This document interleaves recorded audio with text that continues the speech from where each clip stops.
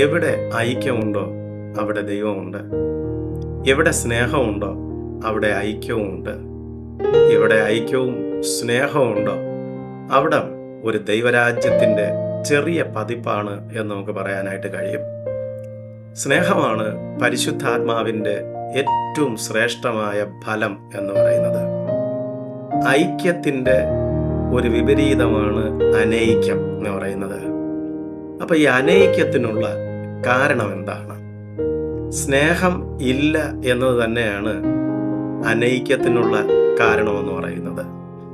സ്നേഹമുള്ള ഇടത്ത് യാതൊരു പിണക്കവുമില്ല, യാതൊരു വഴക്കവുമില്ല. അവിടെ സന്തോഷമായ കൂട്ടായ്മയും സന്തോഷം നിറഞ്ഞു നിൽക്കുന്നതായ അനുഭവങ്ങളും ദർശിക്കുവാനായിട്ട് കഴിയും. അപ്പോസ്തലനായ വിശുദ്ധ പൗലോസ് കൊരിന്ത്യർക്കെഴുതിയ ലേഖനം എഴുതിയത് ആ സഭയിലുള്ള പിണക്കവും കലക്കവും ഒക്കെ തീർക്കാൻ വേണ്ടിയിട്ടായിരുന്നു. നമ്മൾ ഈ കൊരിന്ത്യ ലേഖനം പഠിക്കുമ്പോൾ ഈ സഭ ഒത്തിരി കൃപാവരങ്ങൾ ഉണ്ടായിരുന്നതായ ഒരു സഭ. അതുപോലെ തന്നെ ഭാഷാവരം ഉണ്ടായിരുന്നു, പ്രവചനവരം ഉണ്ടായിരുന്നു, ഒത്തിരി ഔദാര്യ ദാനം ചെയ്യുന്നതായിട്ടുള്ള നല്ല സ്വഭാവങ്ങളൊക്കെ ഈ സഭയ്ക്കുണ്ടായിരുന്നു. എന്നാൽ സ്നേഹമെന്ന അതിശ്രേഷ്ഠമായ ഫലം ഇല്ലാതെ പോയ ഒരു സഭയായിരുന്നു ഈ കൊരിന്ത് സഭ. അതുകൊണ്ട് പൗലോസ് അപ്പോസ്തലൻ പറഞ്ഞു, നിങ്ങൾ മനുഷ്യരുടെയും ദൂതന്മാരുടെയും ഭാഷകളൊക്കെ സംസാരിച്ചാലും ശരി, പ്രവചനവരം ഉണ്ടായിരുന്നാലും ശരി, എത്ര കൃപാവരങ്ങളുള്ള ഒരു സഭയാണെന്നോ വ്യക്തിയാണെന്നോ നിങ്ങൾ പറഞ്ഞാലും ശരി, സ്നേഹമില്ല എങ്കിൽ അത് ജീവനില്ലാത്ത വസ്തുക്കളെ പോലെ ഒരു നിർജീവ വസ്തുവായി അത് മാറുന്നു എന്നുള്ളതാണ്. അപ്പം അതുകൊണ്ട് തന്നെ സ്നേഹമുള്ളിടത്ത് മാത്രമാണ് കൃപാവരങ്ങളും അതുപോലെ തന്നെ ഭാഷാവരങ്ങളും മറ്റ് ദൈവം നൽകിയിരിക്കുന്നതായിട്ടും എല്ലാ നല്ല ദൈവീക ഭാവങ്ങളും നമ്മളിൽ വെളിപ്പെടുന്നത്. യേശു പറഞ്ഞു, ഒരു രാജ്യം തന്നിൽ തന്നെ ഛിദ്രിച്ചാൽ ആ രാജ്യത്തിന് നിലനിൽപ്പില്ല. അതുപോലെയാണ് ഒരു ഭവനവും ഒരു സഭയും ഒരു സമൂഹവും എല്ലാം എന്ന് പറയുന്നത്. എവിടെ ഐക്യമുണ്ടോ അവിടെയാണ് നിലനിൽപ്പുള്ളത്. അനൈക്യം സൃഷ്ടിക്കുന്നത് പൈശാചികമായ ഒരു തന്ത്രമാണെങ്കിൽ ഐക്യത്തിൻ്റെ ദൈവമാണ് നമ്മൾ ആരാധിക്കുന്ന സർവശക്തനായ ദൈവം.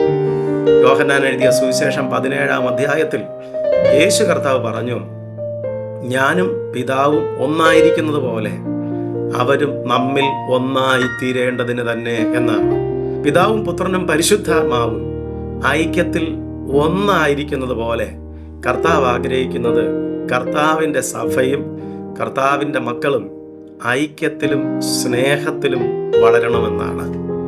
ദൗർഭാഗ്യവശാൽ ഇന്ന് നമ്മൾ ചുറ്റുപാടിൽ കാണുന്നത് ഐക്യം എല്ലാ മേഖലകളിലും നഷ്ടപ്പെട്ടുകൊണ്ടിരിക്കുന്നു എന്നുള്ളതാണ്. അപ്പോസ്തലനായ പൗലോസ് കൊരിന്ത്യ സഭയിലൂടെ ദൈവസഭയ്ക്ക് നൽകിയതായ ആ പരിശുദ്ധാത്മാവിലുള്ള ആലോചനകൾ നമ്മൾ ശ്രദ്ധിച്ചാൽ തീർച്ചയായിട്ടും നഷ്ടപ്പെട്ടു പോയ ആ ഐക്യം നമുക്ക് വീണ്ടെടുക്കുവാനും സ്നേഹത്തിൻ്റെ ആ നല്ല ആത്മീക ഫലമുള്ളവരായി ദൈവസഭയ്ക്ക് വളർന്നു വരുവാനും കഴിയും എന്ന് ഇന്നത്തെ വേദഭാഗങ്ങൾ നമുക്ക് വെളിപ്പെടുത്തി തരികയാണ്. ഈ ഒരു ചിന്തയിൽ നിന്നുകൊണ്ട് കൊരിന്ത്യർക്കെഴുതിയ 1-ാം ലേഖനം അതിൻ്റെ 1-ാം അധ്യായം 10 മുതൽ 17 വരെയുള്ള വാക്യങ്ങൾ നിങ്ങളുടെ ശ്രദ്ധയിലൊന്ന് കൊണ്ടുവരുവാനായി ഞാൻ താല്പര്യപ്പെടുകയാണ്. 1 കൊരിന്ത്യർ 1-ാം അധ്യായത്തിൻ്റെ 10-ാമത്തെ വാക്യത്തിൽ അപ്പോസ്തലനായ പൗലോസ് കൊരിന്ത്യ സഭയോട് പറയുന്ന ഒരു പ്രധാനപ്പെട്ട കാര്യമുണ്ട്. അവിടെ ഇങ്ങനെ എഴുതിയിരിക്കുന്നു, സഹോദരന്മാരെ, നിങ്ങളെല്ലാവരും ഒന്ന് തന്നെ സംസാരിക്കുകയും നിങ്ങളുടെ ഇടയിൽ ഭിന്നത ഭാവിക്കാതെ ഏക മനസ്സിലും ഏക അഭിപ്രായത്തിലും യോജിച്ചിരിക്കുകയും വേണം എന്ന് ഞാൻ നിങ്ങളെ നമ്മുടെ കർത്താവായ യേശു ക്രിസ്തുവിൻ്റെ നാമം ചൊല്ലി പ്രബോധിപ്പിക്കുന്നു. ഇവിടെ ഈ വാക്യത്തിലുള്ള 2 കാര്യങ്ങൾ ഞാൻ നിങ്ങളുടെ ശ്രദ്ധയിൽ കൊണ്ടുവരികയാണ്. ഒന്നാമത്തെ കാര്യം എന്ന് പറയുന്നത്, അപ്പോസ്തലനായ പൗലോസ് ആ സഭയെ പ്രബോധിപ്പിക്കുകയാണ്. അപ്പം ഞാൻ ഇന്നത്തെ ചിന്തയുമായി ബന്ധപ്പെട്ട് ഒന്നാമത് ഓർമ്മിപ്പിക്കുന്നതായിട്ടുള്ള ഒരു കാര്യം, ശരിയായ പ്രബോധനങ്ങൾ നമ്മുടെ സഭകളിൽ ഉണ്ടാവണം. ശരിയായ പഠിപ്പിക്കലുകൾ, ശരിയായ പ്രബോധനങ്ങളുടെ അഭാവം നമ്മെ കൊണ്ടെത്തിക്കുന്നത് തെറ്റായ ജീവിത പാതകളിലേക്കും ദർശനങ്ങളിലേക്കും ആയിരിക്കും. അപ്പോസ്തലനായ പൗലൂസിൻ്റെ പഠിപ്പിക്കലുകളിൽ പ്രധാനപ്പെട്ട ഒരു കാര്യം, അദ്ദേഹത്തിൻ്റെ ലേഖനങ്ങളെ നമ്മൾ ശ്രദ്ധിച്ചാൽ അറിയാം, പല ഭാഗത്തും പൗലൂസ് ഇതേ പദം, പ്രബോധിപ്പിക്കുന്നു എന്ന പദം ഉപയോഗിക്കുകയാണ്. ഉദാഹരണത്തിന് റോമർക്കെഴുതിയ ലേഖനം 12-ാം അധ്യായം 1-ാമത്തെ വാക്യത്തിൽ ഇങ്ങനെയാണ് തുടങ്ങുന്നത്: സഹോദരന്മാരെ, ഞാൻ ദൈവത്തിൻ്റെ മനസ്സലിവ് ഓർപ്പിച്ച് നിങ്ങളെ പ്രബോധിപ്പിക്കുന്നത്. അപ്പം അവിടെ അദ്ദേഹം ദൈവസഭയെ പ്രബോധിപ്പിക്കുകയാണ്. തെസ്സലോനിക്കർക്ക് എഴുതിയ 1-ാം ലേഖനം 4-ാം അധ്യായം അതിൻ്റെ 1-ാമത്തെ വാക്യത്തിൽ പറയുന്നത്: സഹോദരന്മാരെ, ദൈവപ്രസാദം ലഭിപ്പാൻ തക്കവണ്ണം നിങ്ങൾ എങ്ങനെ നടക്കണമെന്ന് ഞങ്ങളോട് ഗ്രഹിച്ചതുപോലെ നിങ്ങൾ നടക്കുന്നത് പോലെ തന്നെ ഇനിയും അതിൽ അധികം വർദ്ധിച്ചു വരണം എന്ന് ഞാൻ നിങ്ങളെ പ്രബോധിപ്പിക്കുന്നു. അവിടെയും ദൈവത്തിൻ്റെ സഭയെ പൗലോസ് അപ്പോസ്തലൻ പ്രബോധിപ്പിക്കുകയാണ്. അതുപോലെ ഈ 10-ാമത്തെ വാക്യം, കൊരിന്ത്യർക്ക് എഴുതിയ 1-ാം ലേഖനം 1-ാം അധ്യായം 10-ാമത്തെ വാക്യത്തിൽ പറയുന്നത്: നിങ്ങളെല്ലാവരും ഒന്ന് തന്നെ സംസാരിക്കുകയും നിങ്ങളുടെ ഇടയിൽ ഭിന്നത ഭാവിക്കാതെ ഏക മനസ്സിലും ഏക അഭിപ്രായത്തിലും യോജിച്ചിരിക്കുകയും വേണം എന്ന് ഞാൻ നിങ്ങളെ കർത്താവായ യേശു ക്രിസ്തുവിൻ്റെ നാമം ചൊല്ലി പ്രബോധിപ്പിക്കുന്നു. ഇവിടെ പൗലോസ് തൻ്റെ സഭ അല്ലെങ്കിൽ കൊരിന്ത്യ സഭയെ വിളിക്കുന്നത് സഹോദരന്മാരെ എന്നാണ്. ഒരുപക്ഷെ പൗലോസിന് ആ വാക്ക് ഉപയോഗിക്കാതിരിക്കാമായിരുന്നു. കാരണം അതിനകത്തുള്ള ഭിന്നത, തനിക്കെതിരെ അവർ തിരിഞ്ഞത്, അവരുടെ മാതൃകയില്ലാത്ത ജീവിതം കണ്ടിട്ട് അവരെ വേറെ ഏതെങ്കിലും ഒരു പദം ഉപയോഗിച്ച് ഈ ജനത്തെ സംബോധന ചെയ്യാമായിരുന്നു. എന്നാൽ പൗലോസ് അവരെ വിളിക്കുന്നത് സഹോദരന്മാരെ എന്നാണ്. അപ്പൊ എന്താ അങ്ങനെ വിളിക്കുന്നതിന് കാരണം? സാധാരണഗതിയിൽ നമ്മൾ രക്തബന്ധം ഉണ്ടാകുമ്പോഴാണ് ഒരാളിനെ സഹോദരൻ എന്ന് പറയുന്നത്. എന്നാൽ ഇവിടെ പൗലോസ് ഓർമ്മിപ്പിക്കുകയാണ്, യേശു ക്രിസ്തുവിലൂടെ വിളിച്ച് വേർതിരിക്കപ്പെട്ട ഓരോ ദൈവത്തിൻ്റെ പൈതലും ക്രിസ്തുവിൽ നമ്മുടെ സഹോദരങ്ങളാണ്, നമ്മുടെ സ്നേഹിതരാണ്. ഒരുപക്ഷെ വീഴ്ചകൾ സംഭവിച്ചിരിക്കാം, ബലഹീനതകൾ ഉണ്ടായിരിക്കാം, കുറ്റാരോപണങ്ങൾ പറഞ്ഞിരിക്കാം. പക്ഷേ ഇവിടെ പൗലോസ് ഐക്യത്തെക്കുറിച്ച് പഠിപ്പിക്കുമ്പോൾ അവരെ ആരെയും ശത്രുക്കളായിട്ടല്ല കാണുന്നത്, മറിച്ച് ക്രിസ്തുവിൽ എൻ്റെ സഹോദരനാണ്, എൻ്റെ സഹോദരിയാണെന്ന് കണ്ടുകൊണ്ട് പൗലോസ് അപ്പോസ്തലൻ പറയുന്നത് സഹോദരന്മാരെ എന്നാണ്. പ്രിയപ്പെട്ടവരെ, നമുക്കും ഇതുപോലെ നമ്മുടെ സഹവിശ്വാസികളെ, നമ്മുടെ കൂടെ ആരാധിക്കുന്നവരെ, നമ്മുടെ സഹോദരങ്ങളെ എല്ലാവരെയും യേശുക്രിസ്തുവിലൂടെ വീണ്ടെടുക്കപ്പെട്ട, കർത്താവ് വിളിച്ചു വേർതിരിക്കപ്പെട്ട ദൈവത്തിൻ്റെ മക്കളാണെന്ന് നമുക്ക് കാണാൻ കഴിഞ്ഞെങ്കിൽ നമുക്ക് എല്ലാവരെയും സ്നേഹിക്കാൻ കഴിയുമായിരുന്നു, നമുക്ക് എല്ലാവരെയും ഉൾക്കൊള്ളാൻ കഴിയുമായിരുന്നു, എല്ലാവരെയും നമുക്ക് ചേർത്ത് നിർത്താനായിട്ട് കഴിയുമായിരുന്നു. എന്നാൽ പലപ്പോഴും നമുക്ക് നമ്മുടെ സഹോദരങ്ങളെ, ഒരുമിച്ച് ആരാധിക്കുന്നവരെ ശത്രുക്കളായി കാണുന്നത് കൊണ്ട് തന്നെ നമുക്കവരെ സ്നേഹിക്കാൻ കഴിയുന്നില്ല. ആ സ്നേഹം ഇല്ലാത്തത് കൊണ്ട് തന്നെ അവിടെ ഐക്യത നഷ്ടപ്പെട്ടു പോകുന്നു. അതുകൊണ്ട് തന്നെ ദൈവത്തിൻ്റെ ആത്മാവിൻ്റെ പ്രവർത്തനങ്ങൾ പലപ്പോഴും സഭയ്ക്കകത്ത് നമുക്ക് കാണാൻ കഴിയാതെ പോകുന്നു എന്നുള്ളതാണ്. അപ്പൊ ഇവിടെ പൗലോസ് അപ്പോസ്തലൻ അവരെ സഹോദരന്മാരെ എന്ന് വിളിച്ചിട്ട് അവരെ പ്രബോധിപ്പിക്കുകയാണ്. എന്തിനാണ് പൗലോസ് അപ്പോസ്തലൻ ഈ ദൈവത്തിൻ്റെ സഭ അല്ലെങ്കിൽ കൊരിന്തിയ സഭ അല്ലെങ്കിൽ പൗലോസ് അപ്പോസ്തലൻ ഇങ്ങനെ ഇടയ്ക്കിടയ്ക്ക് പ്രബോധിപ്പിക്കുന്നു എന്ന് പഠിപ്പിക്കുന്നത്? ദൈവത്തിൻ്റെ ആത്മാവ് സഭയെ പ്രബോധിപ്പിക്കുന്ന ആത്മാവാണ്. ശരിയായ ഉപദേശമാണ് ശരിയായ ദിശയിൽ മനുഷ്യരെ നയിക്കുന്നത്.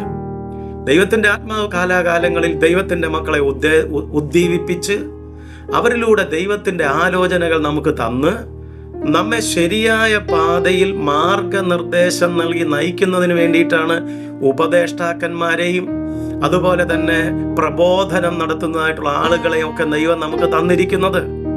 പൗലോസ് പ്രബോധിപ്പിക്കുകയാണ്. കാരണം ഈ ദൈവത്തിൻ്റെ ജനത്തെ നേരെ നയിക്കുന്നതിന് പ്രബോധനങ്ങൾ ആവശ്യമാണ്. അതെല്ലാ കാലഘട്ടത്തിലും ആവശ്യമാണ്. ഉദാഹരണത്തിന് ബൈബിളിലെ ഒരു വാക്യം, ബാലൻ നടക്കേണ്ട വഴിയിൽ അവനെ അഭ്യസിപ്പിച്ചാൽ അവൻ വൃദ്ധനായാലും അത് വിട്ടുമാറുകയില്ല എന്ന് പറഞ്ഞാൽ ഈ ലോകം എന്ന് പറയുന്നത് തിന്മ നിറഞ്ഞതാണ്. ലോകത്തില് ഒരു പൈതലിന് അല്ലെങ്കിൽ ഒരു കുഞ്ഞിന് പല വഴികൾ അവൻ്റെ മുമ്പിൽ ഉണ്ടായിരിക്കും.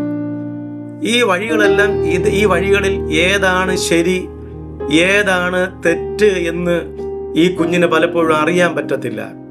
അതേസമയം ഈ കുഞ്ഞിന് വേണ്ടുന്നതായിട്ടുള്ള ബാലശിക്ഷ നൽകി, പ്രബോധനം നൽകി, ശരിയായ വഴി ഇതാണ്, ഇതിലൂടെയാണ് ഒരു ദൈവത്തിൻ്റെ പൈതൽ അല്ലെങ്കിൽ മക്കൾ യാത്ര ചെയ്യേണ്ടതെന്ന് നമ്മളവരെ ഉപദേശിച്ച്, അവരെ പഠിപ്പിച്ച്, അവരെ പ്രബോധിപ്പിച്ച്, അവരെ മുമ്പിലേക്ക് നയിക്കുമ്പോൾ തെറ്റായ വഴികളെക്കുറിച്ചുള്ള ഒരു ബോധ്യം അവരുടെ മനസ്സിനകത്തുണ്ടാകുകയും ആ തെറ്റായ വഴികളിൽ നിന്ന് തിരിഞ്ഞ് ശരിയായ മാർഗത്തിലൂടെ യാത്ര ചെയ്യുവാനായിട്ട് കഴിയും എന്നുള്ളതാണ്. പ്രിയപ്പെട്ടവരെ, നമ്മുടെ സഭകളിലും നമ്മുടെ പഠിപ്പിക്കലുകളിലും ഒക്കെ ആവശ്യമായിരിക്കുന്ന പ്രധാനപ്പെട്ട ഒരു പഠനമാണ് ജനത്തെ പ്രബോധിപ്പിക്കുക എന്ന് പറയുന്നത്. ഇന്ന് കുറെ തത്വചിന്തകളും കിഴവി കഥകളും പലവിധമായിട്ടുള്ള കുറെ ആശയങ്ങൾ കൊണ്ട് നമ്മുടെ സന്ദേശങ്ങൾ നിറഞ്ഞിരിക്കുന്നത് കൊണ്ട് തന്നെ ജനത്തിന് ആവശ്യമായിട്ടുള്ള പ്രബോധനങ്ങൾ പലപ്പോഴും ലഭിക്കുന്നില്ല. അത്യാവശ്യമായിട്ടുള്ള ബാലപാഠങ്ങൾ അവർക്ക് ലഭിക്കുന്നില്ല. അതുകൊണ്ട് തന്നെ പലപ്പോഴും അവരുടെ ജീവിതത്തിൽ മാതൃകാപരമായിട്ടുള്ള ഉപദേശങ്ങൾ ലഭിക്കാത്തത് കൊണ്ട് വഴിതെറ്റിപ്പോകുന്ന ജനത്തെ, വഴിതെറ്റിപ്പോകുന്നതായിട്ടുള്ള സമൂഹത്തെ നമ്മൾ ഇന്ന് കാണുന്നു എന്നുള്ളതാണ്. അതുകൊണ്ട് തന്നെ നമുക്ക് ശരിയായ ആത്മീക പ്രബോധനം എല്ലാ കാലഘട്ടത്തിലും ആവശ്യമാണ്. കൊരിന്ത്യർ സഭയെ നോക്കണം. 1 കൊരിന്ത്യർ 3-ാം അധ്യായം അതിൻ്റെ 1 മുതൽ 9 വരെയുള്ള വേദഭാഗത്ത് പൗലോസ് അപ്പോസ്തലൻ ഇങ്ങനെ പറയുകയാണ്: സഹോദരന്മാരെ, നിങ്ങളോട് എനിക്ക് ആത്മീകരോടെന്ന പോലെ അല്ല, ജഡീകന്മാരോടെന്ന പോലെ, ക്രിസ്തുവിൽ ശിശുക്കളായവരോടെന്ന പോലെ അത്രേ സംസാരിപ്പാൻ കഴിഞ്ഞുള്ളൂ. ഭക്ഷണമല്ല, പാലത്രേ ഞാൻ നിങ്ങൾക്ക് തന്നത്. ഭക്ഷിപ്പാൻ നിങ്ങൾക്ക് കഴിവില്ലായിരുന്നു, ഇപ്പോഴും കഴിവായിട്ടില്ല. ഇന്നും നിങ്ങൾ ജഡീകന്മാരല്ലോ. എന്താ കാരണം? നിങ്ങളുടെ ഇടയിൽ ഈർഷ്യയും പിണക്കവും ഇരിക്കെ നിങ്ങൾ ജഡീകന്മാരും ശേഷം മനുഷ്യരെ പോലെയും അല്ലയോ എന്ന് ചോദിക്കുകയാണ്. അപ്പൊ ദൈവികമായ പരിപോഷണം നമുക്ക് ലഭിക്കണമെങ്കിൽ നമുക്ക് വാസ്തവത്തിൽ ഒരു ആത്മീക അച്ചടക്കം, കാലാകാലങ്ങളിൽ നമുക്ക് പ്രബോധനങ്ങൾ ആവശ്യമാണ്. ഈ ജനത്തിന് ആത്മീക ഉപദേശങ്ങൾ കൊടുക്കാനായിട്ട് കഴിയുന്നില്ല. കാരണം അവരുടെ ഇടയിൽ ഭിന്നതയും പിണക്കവും ഉണ്ടായിരിക്കുന്നു. അവർ യഥാർത്ഥത്തിൽ ദൈവവഴിയിലൂടെ നടക്കുന്നില്ല എന്ന് പൗലോസ് അപ്പോസ്തലൻ ആ സഭയെക്കുറിച്ച് തന്നെ വളരെ ആത്മഭാരത്തോടുകൂടി അത് ഉപദേശിക്കുകയും എഴുതുകയും ചെയ്യുന്നത് നമ്മൾ അവിടെ വായിക്കുകയാണ്. പ്രിയപ്പെട്ടവരെ, ഇന്ന് ഈ കാലഘട്ടത്തിൽ നമുക്കും പ്രബോധനങ്ങൾ ആവശ്യമാണ്. സഭയെക്കുറിച്ച്, ആരാധനയെക്കുറിച്ച്, ദൈവത്തിൻ്റെ ജനത്തോടുള്ള കരുതലിനെ പറ്റി, സ്നേഹത്തെ പറ്റി, ഇങ്ങനെ മാതൃകാപരമായ ക്രൈസ്തവ ജീവിതത്തിൻ്റെ ആദ്യ പാഠങ്ങളെ സംബന്ധിച്ച്, പ്രധാനപ്പെട്ട പാഠങ്ങളെ സംബന്ധിച്ച് കാലാകാലങ്ങളിൽ സഭയ്ക്ക് ഉപദേശങ്ങൾ ലഭിച്ചുകൊണ്ടേയിരിക്കണം. ഇന്ന് സഭ എന്താണെന്ന് പലപ്പോഴും ആളുകൾക്ക് അറിയില്ല. എന്തിനാണ് ആലയത്തിൽ പോയി ആരാധിക്കുന്നതെന്ന് അറിയത്തില്ല.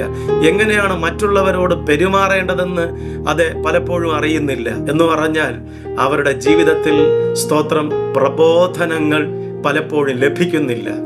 പലപ്പോഴും നമ്മൾ ദൈവശാസ്ത്രപരമായിട്ടുള്ള അറിവുകളും ദൈവശാസ്ത്രപരമായിട്ടുള്ള ചിന്തകളും ഒക്കെ നമ്മൾ നൽകുമ്പോഴും ദൈവത്തിൻ്റെ ജനത്തിന് ആവശ്യമായിരിക്കുന്ന പ്രബോധനം ലഭിക്കുന്നില്ല എന്നത് ഈ കാലഘട്ടത്തിൻ്റെ ഒരു വലിയ പരാജയമാണ്.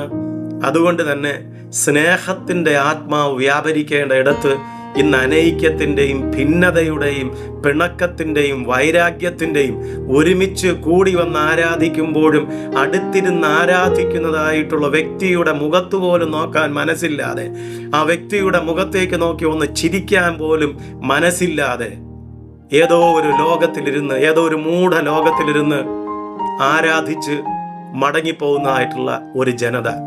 പ്രിയപ്പെട്ടവരെ, ദൈവത്തിൻ്റെ സഭ മടങ്ങി വരേണ്ടിയിരിക്കുന്നു. അടിസ്ഥാന വേദ പ്രമാണങ്ങളിലേക്ക്, യഥാർത്ഥത്തിലുള്ള പ്രബോധനങ്ങളിലേക്ക് ദൈവത്തിൻ്റെ സഭ മടങ്ങി വരുമ്പോഴാണ് ദൈവസഭയ്ക്കകത്ത് ഐക്യത്തിൽ വളരാൻ, സ്നേഹത്തിൽ മുന്നേറാനായി കഴിയുന്നതെന്ന് അപ്പോസ്തലനായ പൗലൂസിൻ്റെ വാക്കുകൾ നമുക്ക് നൽകിക്കൊണ്ട് ഈ സന്ദേശത്തിലൂടെ പരിശുദ്ധാത്മാവ് നമ്മളെ ബോധ്യപ്പെടുത്തുകയാണ്.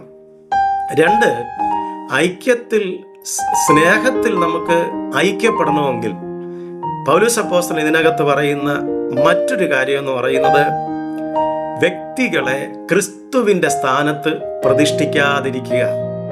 വ്യക്തികളെ ക്രിസ്തുവിൻ്റെ സ്ഥാനത്ത് പ്രതിഷ്ഠിക്കാതിരിക്കുക. കൊരിന്ത്യർക്ക് എഴുതിയ 1-ാം ലേഖനം 1-ാം അധ്യായം 12-13 വാക്യങ്ങൾ നമ്മൾ ശ്രദ്ധിക്കുക. അവിടെ ഇങ്ങനെ പൗലോസ് ചോദിക്കുകയാണ്, നിങ്ങളിൽ ഒരുത്തൻ ഞാൻ പൗലൂസിന്റെ പക്ഷക്കാരൻ, ഞാൻ അപ്പൊല്ലോസിന്റെ പക്ഷക്കാരൻ, ഞാൻ കേഫാവിന്റെ പക്ഷക്കാരൻ, ഞാൻ ക്രിസ്തുവിന്റെ പക്ഷക്കാരൻ എന്നിങ്ങനെ പറയുന്നുവോ? ക്രിസ്തു വിഭാഗിക്കപ്പെട്ടിരിക്കുന്നുവോ? പൗലൂസ് നിങ്ങൾക്ക് വേണ്ടി ക്രൂശിക്കപ്പെട്ടുവോ? അല്ല, പൗലൂസിന്റെ നാമത്തിൽ നിങ്ങൾ സ്നാനമേറ്റുവോ?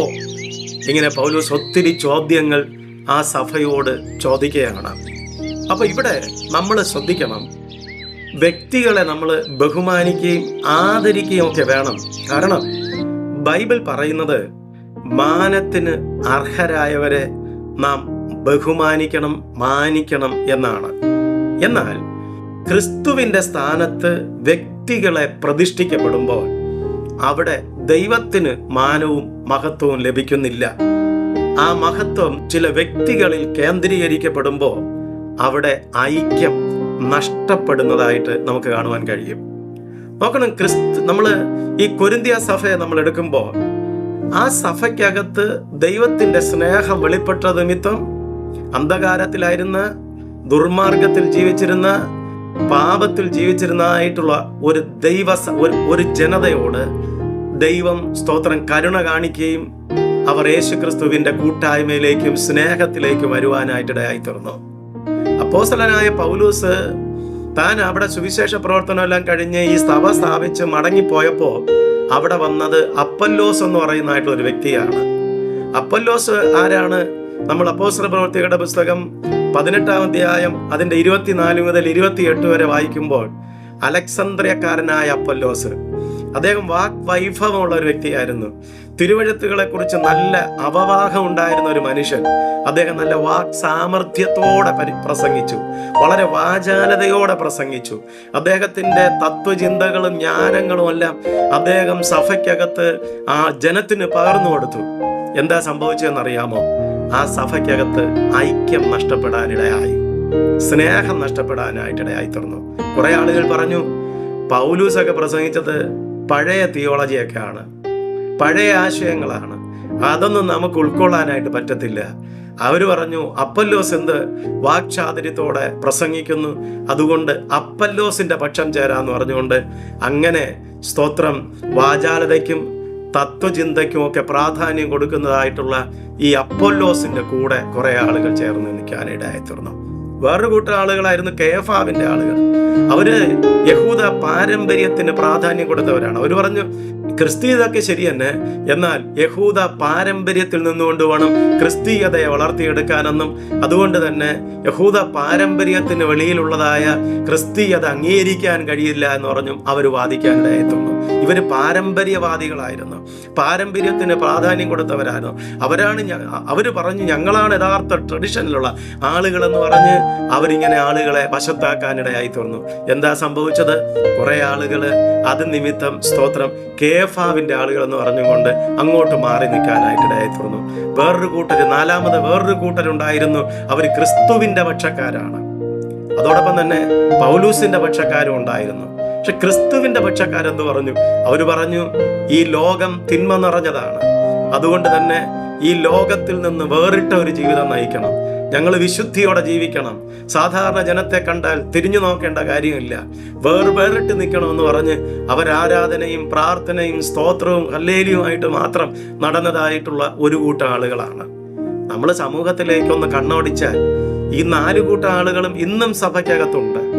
ട്രഡിഷൻ അമിത പ്രാധാന്യം നൽകുന്നവര്, വിശുദ്ധിയാണ്, അതുകൊണ്ട് തന്നെ വിശുദ്ധരാണ്, അതുകൊണ്ട് ബാക്കിയുള്ളവരെല്ലാവരും പാപികളും ഞങ്ങളെല്ലാവരും രക്ഷിക്കപ്പെട്ടവരും സ്വർഗത്ത് പോകേണ്ടവരും എന്ന് പറഞ്ഞുകൊണ്ട് അങ്ങനെ നിൽക്കുന്ന കുറെ ആളുകളുണ്ട്. വേറെ കുറെ ആളുകൾ തത്വചിന്തകൾക്കും ജ്ഞാനത്തിനും ഒക്കെ പ്രാധാന്യം നൽകിക്കൊണ്ട് അതാണ് ഏറ്റവും വലുത് എന്ന് പറഞ്ഞുകൊണ്ട് അതിൻ്റെ പിന്നാലെ നടക്കുമ്പോൾ പ്രിയപ്പെട്ടവരെ, ക്രൂശിക്കപ്പെടുന്നത് ക്രിസ്തുവാണ്. മഹത്വപ്പെടേണ്ട ദൈവത്തിൻ്റെ നാമം, ക്രിസ്തുവിൻ്റെ നാമം ദുഷിക്കപ്പെടുവാനായിട്ട് ഇടയായിത്തീരുന്നു. ദൈവജനത്തിന് പലപ്പോഴും എവിടെ നിൽക്കണം, ഏതാണ് ശരി, എങ്ങനെയാണ് ഞാൻ മുമ്പോട്ട് പോകേണ്ടത് എന്നതിനെക്കുറിച്ചൊന്നും ഒരു വ്യക്തമായ ധാരണയില്ലാതെ, പലപ്പോഴും ശരിയായ പ്രബോധനം ലഭിക്കാതെ, ശരിയായ ആലോചന ലഭിക്കാതെ ദൈവത്തിൻ്റെ ജനം പലപ്പോഴും വ്യക്തികേന്ദ്രിതമായ അനുഭവങ്ങളിലേക്ക് ചേർക്കപ്പെടുന്നു എന്നുള്ളതാണ്. നമ്മളിവിടെ ശ്രദ്ധിക്കണം. വ്യക്തികളുടെ പേരിൽ രൂപീകൃതമാകുന്ന സഭയ്ക്ക് ക്രിസ്തുവിനെ മുഴുവനായി പ്രതിഫലിപ്പിക്കാൻ കഴിയില്ല എന്ന് പൗലോസ് ഇവിടെ വ്യക്തമായി പഠിപ്പിക്കുകയാണ്. അവിടെ ഈ കൊരിന്ത്യ സഭയ്ക്കകത്ത് ഈ 4 കൂട്ടം ആളുകൾ ഉണ്ടായപ്പോൾ അതിനകത്ത് ക്രിസ്തുവിന് സ്ഥാനമില്ലാതെയായി. ക്രിസ്തുവിന് മഹത്വം ലഭിക്കുന്നതിന് പകരം അവിടെ വ്യക്തികൾക്കും ഗ്രൂപ്പിനുമൊക്കെ മഹത്വം ലഭിക്കാനായിട്ട് ഇടയായി തീർന്നു എന്നാണ്. ഇങ്ങനെ ഒരു 4 വിഭാഗമായി സഭ മാറിയപ്പോൾ പൗലോസ് അവരോട് ചോദിക്കുകയാണ്, 13ാമത്തെ വാക്യം, ക്രിസ്തു ഇങ്ങനെ 4, 5, 6 ഭാഗമായിട്ട് വിഭാഗിക്കപ്പെട്ടതെന്നോ? നമുക്ക് വേണ്ടി അവൻ വിഭാഗിക്കപ്പെട്ടുവോ? പൗലോസ് അപ്പോസ്തലൻ കൊരിന്ത്യർക്ക് എഴുതിയ 1-ാം ലേഖനം 3-ാം അധ്യായത്തിന്റെ 6, 7 വാക്യങ്ങളിൽ പറയുന്നു, ഞാൻ നട്ടു, അപ്പൊല്ലോസ് നനച്ചു, ദൈവമത്രേ വളരുമാറാക്കിയത്, നടുന്നവനും നനയ്ക്കുന്നവനും ഏതും ഇല്ല എന്ന് പൗലോസ് പറയുകയാണ്. ദൈവത്തിൻ്റെ ഭവനക്കാരായ, ഗ്രഹവിചാരകരായ, സ്തോത്രം, ദൈവസഭയിലെ മക്കളോട് ദൈവത്തിൻ്റെ ആത്മാവ് പറയുകയാണ്, കാലാകാലങ്ങളിൽ ദൈവത്തിൻ്റെ സഭയെ വളർത്താനായി, അതിനെ പരിപോഷിപ്പിക്കാനായി ചിലരെയൊക്കെ ദൈവം തരുന്നു, ചിലരെയൊക്കെ ദൈവം ഉപയോഗിക്കുന്നു. നടാനും അതുപോലെ വെള്ളം ഒഴിക്കാനും പരിപാലിക്കാനും ഒക്കെ ആയിട്ടാണ് ചില നേതാക്കന്മാരെയും ചില നേതൃത്വങ്ങളെയും ദൈവം തമ്പുരാൻ നമുക്ക് നൽകുന്നത്. പക്ഷെ ഇതെല്ലാം നമ്മൾ അനുഭവിക്കുമ്പോഴും പ്രിയപ്പെട്ടവരെ, നമുക്ക് ജീവൻ തന്ന, നമ്മെ രക്ഷിച്ച, കാൽവരി ക്രൂശിൽ നമുക്ക് വേണ്ടി യാഗമായി തീർന്ന യേശു ക്രിസ്തുവിനെ ഹൈലൈറ്റ് ചെയ്യാതെ വ്യക്തി കേന്ദ്രിതമായ അനുഭവങ്ങളിലേക്ക് സഭ മാറിപ്പോകുമ്പോൾ ക്രിസ്തു അവിടെ ക്രൂശിക്കപ്പെടുകയാണ്, ക്രിസ്തുവിൻ്റെ നാമം ദുഷിക്കപ്പെടുകയാണ്. അതുകൊണ്ട് തന്നെ സ്തോത്രം, സഭ എല്ലാ കാലങ്ങളിലും ഉയർത്തി കാണിക്കേണ്ടതും എല്ലാ കാലങ്ങളിലും മഹത്വം കൊടുക്കേണ്ടതും എൻ്റെയും നിങ്ങളുടെയും പാപത്തിന് പ്രായശ്ചിത്തമായി കാൽവരി ക്രൂശിൽ യാഗമായി തീർന്ന, എന്നെയും നിങ്ങളെയും രക്ഷിച്ചതായ യേശു ക്രിസ്തുവിന് മാത്രം മഹത്വം കൊടുക്കണമെന്ന് ഈ ഒരു പഠിപ്പിക്കലിലൂടെ പൗലോസ് തൻ്റെ സഭയെ ഓർമ്മിപ്പിക്കുകയാണ്. എൻ്റെ പ്രിയപ്പെട്ട സഹോദരങ്ങളെ, നമ്മൾ ദൈവത്തിൻ്റെ ജനമാണ്, കർത്താവിൻ്റെ മക്കളാണ്. നമ്മുടെ മഹത്വം നമ്മൾ ആർക്കാണ് കൊടുക്കുന്നത്? എൻ്റെ ആരാധനയിലൂടെയും എൻ്റെ കൂടിവരവിലൂടെയും എൻ്റെ വ്യക്തിബന്ധങ്ങളിലൂടെയും ഞാൻ ഉയർത്തപ്പെടുന്നത് എൻ്റെ കർത്താവിനെയാണോ? ഞാൻ സ്തുതിക്കുന്നത് എൻ്റെ ദൈവത്തെയാണോ? അതോ നമ്മൾ സ്തോത്രം പലപ്പോഴും ഉയർത്തുന്നത് ചില വ്യക്തികളെയാണോ? ഇന്ന ആളാണ്, ഇന്നതാണ്.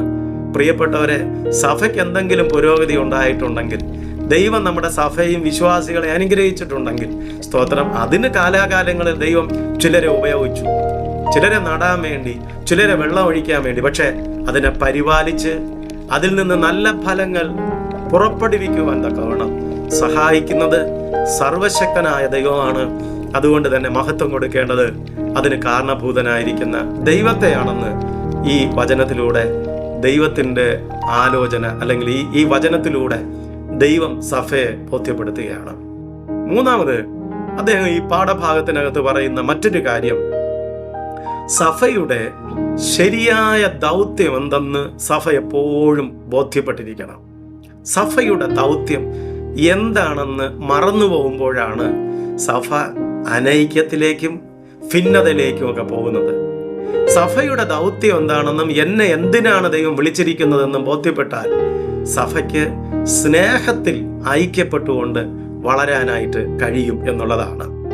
ഇവിടെ നമ്മൾ നോക്കണം, അതിൻ്റെ 17ഉം 18ഉം വാക്യങ്ങളിൽ പൗലോസ് ഇങ്ങനെ പറയുകയാണ്, സ്തോത്രം, സ്നാനം കഴിപ്പിപ്പാനല്ല സുവിശേഷം പ്രസംഗിപ്പാനത്രേ എന്നെ അയച്ചത്.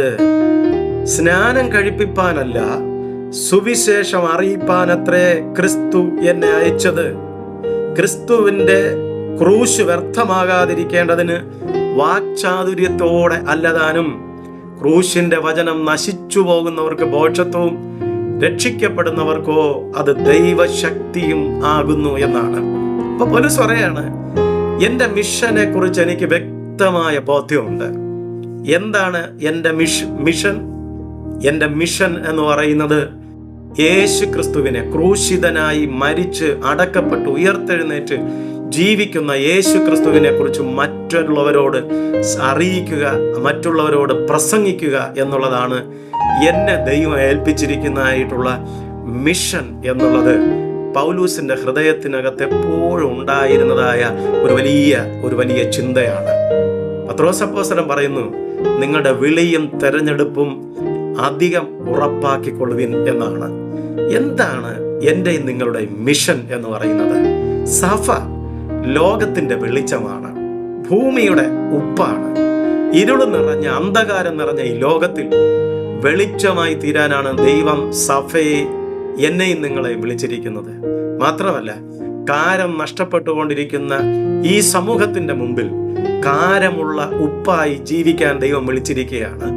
ഇന്ന് പലപ്പോഴും സഭയ്ക്ക് വെളിച്ചം പകരാൻ കഴിയാത്തതുകൊണ്ട്, കാരം നഷ്ടപ്പെട്ടതുകൊണ്ട് മറ്റുള്ളവർ ചവിട്ടുവാൻ തക്കവണ്ണം, അപമാനിക്കാൻ തക്കവണ്ണം, മറ്റുള്ളവർ വിമർശിക്കാൻ തക്കവണ്ണം അത് ഇടയായിത്തീരുന്നു എന്നുള്ളതാണ്. പ്രിയ ദൈവത്തിന്റെ മക്കളെ, സഭ അതിൻ്റെ മിഷൻ നഷ്ടപ്പെട്ടു പോകാനായിട്ട് ഇടയാവരുത്.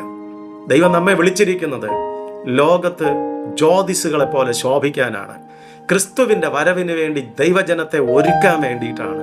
അതുകൊണ്ട് തന്നെ ഇന്ന് നമ്മുടെയും എല്ലാ കാലത്തുമുള്ള മനുഷ്യന്റെ യഥാർത്ഥത്തിലുള്ള പ്രധാനപ്പെട്ട ദൗത്യം എന്ന് പറയുന്നത് സുവിശേഷം അറിയിക്കുക. അത് വെറും വാക്കിലൂടെ മാത്രമല്ല, അത് നമ്മുടെ പ്രവൃത്തിയിലൂടെയാണ് വെളിപ്പെടേണ്ടത്, ഇടപാടുകളിലൂടെയാണ് അത് വെളിപ്പെടേണ്ടത്. നമ്മളെ കാണുന്നവർ, നമ്മളെ കേൾക്കുന്നവർ, നമ്മളെ ശ്രദ്ധിക്കുന്നവർ മനസ്സിലാക്കണം, ഇത് മാതൃകയുള്ള ഒരു ദൈവജനമാണ്. ഇവരോടുകൂടെ ദൈവമുണ്ട്. ഇവരുടെ പ്രാർത്ഥനയ്ക്ക് ദൈവം മറുപടി കൊടുക്കും. ഇവരാരാധിക്കുന്ന ദൈവം അത്ഭുതവനായ സർവശക്തനായ ദൈവമാണെന്ന് മറ്റുള്ളവർ നമ്മെക്കുറിച്ച് പറയണമെങ്കിൽ നമ്മുടെ മിഷൻ ഒരിക്കലും നമ്മൾ മറന്നു പോകരുത്. ദൈവം വിളിച്ചിരിക്കുന്ന ഒരു ക്രൈസ്തവനെ വിളിച്ചിരിക്കുന്നത് ക്രിസ്തുവിന്റെ സ്നേഹം മറ്റുള്ളവരോട് പങ്കുവയ്ക്കുക, സുവിശേഷം അറിയിക്കണമെന്നുള്ളതാണ്. ആ ദൗത്യത്തിൽ നിന്ന് സഭ പിന്മാറിപ്പോകുമ്പോൾ ആ സഭയ്ക്കകത്ത് അനൈക്യങ്ങളുണ്ടാകും. ആ സഭയുടെ ലക്ഷ്യം ഭൗതിക നേട്ടങ്ങളും വളർച്ചകളും ആണെങ്കിൽ ആ സഭയ്ക്ക് നിലനിൽപ്പില്ല. വെളിപ്പാട് പുസ്തകം 2-ാം അധ്യായത്തിൽ എഫെസോസിലെ സഭയെക്കുറിച്ച് പറയുന്നത്, നീ ഏതിൽ നിന്ന് വീണിരിക്കുന്നു എന്ന് ഓർത്ത് മാനസാന്തരപ്പെട്ട് ആദ്യത്തെ പ്രവൃത്തി ചെയ്യുക, അല്ലെങ്കിൽ ഞാൻ വരികയും നിന്റെ നിലവിളക്കിനെ അതിൻ്റെ സ്ഥിതിയിൽ നിന്ന് ഞാൻ മാറ്റിക്കളയുകയും ചെയ്യുമെന്നാണ് ചരിത്രം പഠിപ്പിക്കുന്നത്.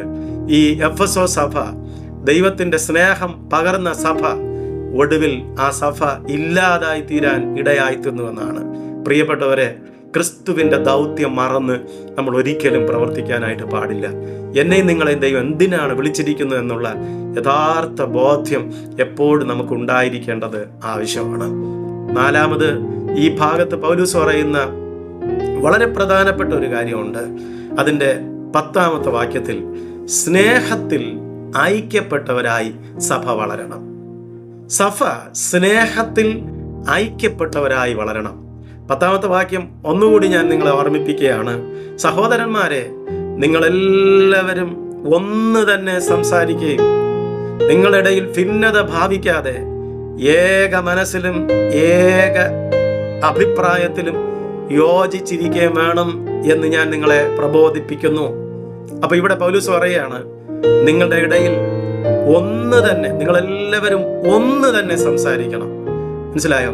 നമ്മള് ഇവിടെ പറയാണ്, നിങ്ങളെല്ലാവരും ഒന്ന് തന്നെ സംസാരിക്കണം എന്ന് പറഞ്ഞാൽ, ആള് കാണുമ്പോൾ ഒന്ന്, കാണാത്തപ്പോൾ വേറെ ഒന്ന്, മനസ്സിനകത്തൊന്ന്, പുറത്ത് വേറെ ഒന്ന്, ഇങ്ങനെ ഉള്ളിലൊന്നും വെച്ചിട്ട് പുറത്ത് മറ്റൊന്ന് സംസാരിക്കരുത്.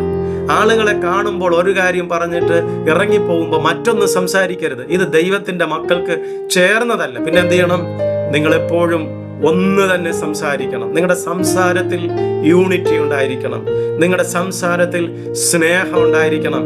ഹൃദയത്തിനകത്ത് കയ്പ് വെച്ചിട്ട് മറ്റുള്ളവരോട് സ്നേഹം നടിക്കരുത്. അങ്ങനെ നമുക്ക് ഒരിക്കലും പറ്റത്തില്ല. അതുകൊണ്ട് പൗലോസ് പറയണം, നിങ്ങൾ എന്ത് ചെയ്യണം? നിങ്ങൾ ഒന്ന് തന്നെ സംസാരിക്കുകയും നിങ്ങളുടെ ഇടയിൽ ഭിന്നത ഭാവിക്കാതെ ഏക മനസ്സിലും ഏക അഭിപ്രായത്തിലും ഉറച്ചിരിക്കുകയും വേണം എന്ന് പ്രബോധിപ്പിക്കുകയാണ്. അപ്പോൾ ഏക മനസ്സും ഏക അഭിപ്രായം ഉള്ളിടത്താണ് ഐക്യത ഉണ്ടാകുന്നത്. അതിന് സ്നേഹം വേണം. അവിടെയാണ് ദൈവത്തിന്റെ അത്ഭുതങ്ങൾ നമുക്ക് കാണാനായിട്ട് കഴിയുന്നത്. നമ്മുടെ പ്രാർത്ഥനയ്ക്ക് മറുപടി ലഭിക്കണോ? നമ്മുടെ വിശ്വാസത്തിന് ഉത്തരം ലഭിക്കണോ? നമ്മുടെ ജീവിതത്തിൽ നമ്മുടെ സഭ വളരണോ? ഇവിടെ പറയുന്ന 3 കാര്യങ്ങൾ നിങ്ങൾ ശ്രദ്ധിക്കണം. നമ്മുടെ പ്രാർത്ഥനയ്ക്ക് മറുപടി ലഭിക്കണോ? പ്രാർത്ഥനയിൽ ഐക്യത വേണം. മത്തായി സുവിശേഷം 18-ാം അധ്യായം അതിന്റെ 19-ാമത്തെ വാക്യത്തിൽ പറയുന്നത്, ഭൂമിയിൽ വെച്ച് നിങ്ങൾ 2 പേർ യാചിക്കുന്ന ഏത് കാര്യത്തിലും ഐകമത്യപ്പെട്ടാൽ അത് സ്വർഗസ്ഥനായ എന്റെ പിതാവിങ്കൽ നിന്ന് അവർക്ക് ലഭിക്കും. പ്രിയ ദൈവത്തിന്റെ മക്കളെ, പ്രാർത്ഥനയിൽ ഐക്യപ്പെടാൻ കഴിഞ്ഞാൽ ഏത് പ്രാർത്ഥനയ്ക്കും മറുപടിയുണ്ട്. പത്രോസിനെ തടവിലാക്കിയിരിക്കുമ്പോൾ ഒരു സഭ ഏക മനസ്സോടെ കൂടി വന്ന് പ്രാർത്ഥിച്ചപ്പോൾ ദൈവം തന്റെ ദൂതനെ ജയിലറയ്ക്കുള്ളിലേക്ക് അയക്കുവാനായിട്ട് ഇടയായി തീർന്നു. 4 ചേവകർ ചേർന്ന് 4 സംഘമായിട്ടാണ് ഈ പത്രോസിനെ അത് തടവിലാക്കി കാവൽ ചെയ്തെങ്കിൽ ആ ബന്ധനത്തിനകത്ത് നിന്ന്, ആ കാവൽക്കാരുടെ ഇടയിൽ നിന്ന് ദൈവത്തിന്റെ ദാസനെ പരിശുദ്ധാത്മാവായ ദൈവത്തിന് തന്റെ ദൂതൻ മുഖാന്തരം വിടുവിച്ചു കൊണ്ടുവരാൻ കഴിഞ്ഞെങ്കിൽ, വീട്ടിൽ 2 പേർ ഐകമത്യപ്പെട്ടാൽ, ഒരു സഭ ഒരുമിച്ച് പ്രാർത്ഥിച്ചാൽ, ഒരു സമൂഹം ഒരു മനസ്സോടെ കടന്നു വന്നാൽ അവിടെ ദൈവം പ്രാർത്ഥനയ്ക്ക് മറുപടി തരും. നിങ്ങൾക്ക് നിങ്ങളുടെ ജീവിതത്തിൽ അത്ഭുതം കാണണോ? വിശ്വാസത്തിൽ നിങ്ങൾ ഐക്യമത ഉള്ളവരായിരിക്കണം. വിശ്വാസത്തിൽ ഐക്യത വേണം. അപ്പോസ്തല പ്രവൃത്തികളുടെ പുസ്തകം 10-ാം അധ്യായം 40-ാമത്തെ വാക്യത്തിൽ പത്രോസ് തബീത എന്ന് പറയുന്നതായിട്ടുള്ള പെൺകുട്ടിയെ ഉയർപ്പിക്കാനായിട്ട് പോകുമ്പോൾ ആ വീട്ടിനകത്ത് കരഞ്ഞ് വിലപിക്കുന്നതായിട്ടുള്ള കുറെ ആളുകൾ, പത്രോസ് അവരെല്ലാം പുറത്താക്കിയിട്ട് സ്തോത്രം, പത്രോസ് ആ മുറിക്കകത്തേക്ക് കയറി ആ ശവത്തിന്റെ മുമ്പിൽ മുട്ടുകുത്തിയിട്ട് വിളിച്ചു പറഞ്ഞു, തബീതെ എഴുന്നേൽക്ക എന്ന് പറഞ്ഞു. ആ മാത്രയിൽ തന്നെ ആ കുട്ടി എഴുന്നേറ്റിരുന്ന് സംസാരിക്കാൻ തുടങ്ങി. പ്രിയപ്പെട്ടവരെ, അവിടെ എന്താണ് നമ്മൾ മനസ്സിലാക്കുന്നത്? അവിശ്വാസമുള്ളവരെ, അനൈക്യമുള്ളവരെ, അവരെല്ലാവരെയും പത്രോസ് പുറത്താക്കി. കാരണം ഇത് ഗുരുവിൽ നിന്ന് പത്രോസ് പഠിച്ചതായിട്ടുള്ള ഒരു സത്യമാണ്. യേശു എപ്പോഴൊക്കെ പ്രാർത്ഥനയ്ക്കായിട്ടും അതോടെ തന്നെ അത്ഭുതങ്ങൾ ചെയ്യാനായിട്ട് പോയോ, അപ്പോഴെല്ലാം വിശ്വാസമുള്ള, കർത്താവിൻ്റെ ആ വിശ്വാസം ഏറ്റെടുക്കാൻ മനസ്സുള്ള ചിലരെ മാത്രമാണ് അടുക്കെ നിർത്തിയത്. ബാക്കിയുള്ള എല്ലാവരെയും കർത്താവ് മാറ്റി നിർത്തി. എന്തിനാണ്? എവിടെയാണോ ദൈവത്തിൻ്റെ മക്കൾ ഒരുമനപ്പെട്ട് ദൈവമുഖത്തേക്ക് നോക്കുന്നത്, വിശ്വാസത്തോടെ നോക്കുന്നത്, അവിടെയാണ് കർത്താവിന് ജീവനില്ലാത്ത ചിലതിനെ ജീവിപ്പിക്കാനും ഉയർത്തെഴുന്നേൽപ്പിക്കാനും കഴിയുന്നത്. ഇന്നൊരുപക്ഷെ നിങ്ങളുടെ പ്രശ്നം ഒരുപക്ഷെ ജീവനില്ലാത്ത ഏതെങ്കിലുമൊക്കെ അവസ്ഥയിലൂടെ കടന്നു പോകുന്നതായിരിക്കാം. ഇനി എൻ്റെ ജീവിതത്തിൽ ഒരു പുനരുത്ഥാനം, ഒരു ഉയർത്തെഴുന്നേൽപ്പ് ഇല്ല എന്ന് നിങ്ങൾ നിങ്ങൾ ചിന്തിക്കുന്നുണ്ടാവാം. എന്നാൽ ദൈവത്തിൻ്റെ പരിശുദ്ധാത്മ നമ്മളോട് പറയുകയാണ്, യേശുവിനെ മരണത്തിൽ നിന്ന് ഉയർപ്പിച്ചവൻ്റെ അതേ ആത്മാവ് നിങ്ങളിൽ വസിക്കുന്നുവെങ്കിൽ നിങ്ങളുടെ മർത്യ ശരീരങ്ങളെയും ജീവിപ്പിക്കാൻ കർത്താവിന് കഴിയും. നമ്മുടെ ഏത് പ്രശ്നത്തെയും ജീവിപ്പിക്കാൻ, ഉയർപ്പിക്കാൻ കർത്താവിന് കഴിയും. നമ്മുടെ ഏത് അവസ്ഥയിലേക്കും കർത്താവിന് ഇറങ്ങി വരാനായിട്ട് കഴിയും. പക്ഷേ നമുക്ക് എന്ത് ചെയ്യണം? വിശ്വാസത്തിൽ ഐക്യത വേണം. വിശ്വാസത്തിൽ ഐക്യത വേണം. 3, നമ്മുടെ സഭ വളരണോ? സഭ ഐക്യത്തിൽ നിലനിൽക്കണം. നമ്മുടെ സഭ വളരണമോ? വിശ്വാസികൾ തമ്മിൽ ഏക മനസ്സുള്ളവരായിരിക്കണം. അപ്പോസ്തല പ്രവൃത്തികൾ 4-ാം അധ്യായം 32-ാമത്തെ വാക്യം, വിശ്വസിച്ചവരുടെ കൂട്ടം ഏക ഹൃദയവും ഏക മനസ്സും ഉള്ളവരായിരുന്നു എന്നാണ്.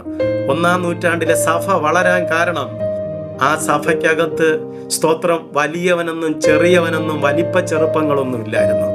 ഞാൻ ഏറ്റവും ടോപ്പാണ്, ബാക്കിയുള്ളവരെല്ലാം ചെറുതാണെന്ന് വ്യത്യാസമില്ലായിരുന്നു. എല്ലാവരും ഏക ഹൃദയവും ഏക മനസ്സുമുള്ളവരായിരുന്നു. എന്തെങ്കിലും ഉണ്ടായിരുന്നെങ്കിൽ അത് സകലവും പൊതുവക എന്ന് അവരെണ്ണുവാനായിട്ടിടയായി തീർന്നു.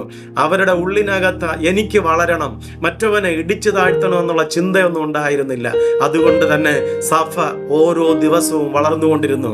120 പേരിൽ തുടങ്ങിയത് 3000-ആയും അത് 5000-ആയും അത് സ്തോത്രം യെരുശലേമിൽ മാത്രമല്ല യഹൂദിയയിലും ശമരിയയിലും ലോകത്തിന്റെ അറ്റത്തോളം വ്യാപരിക്കത്തക്കവണ്ണം ദൈവത്തിന്റെ ആത്മാവയുടെ ഇടപെടാൻ കാരണം ആ സഭയ്ക്കകത്ത് ഐക്യം ഉണ്ടായിരുന്നത് കൊണ്ടാണ്.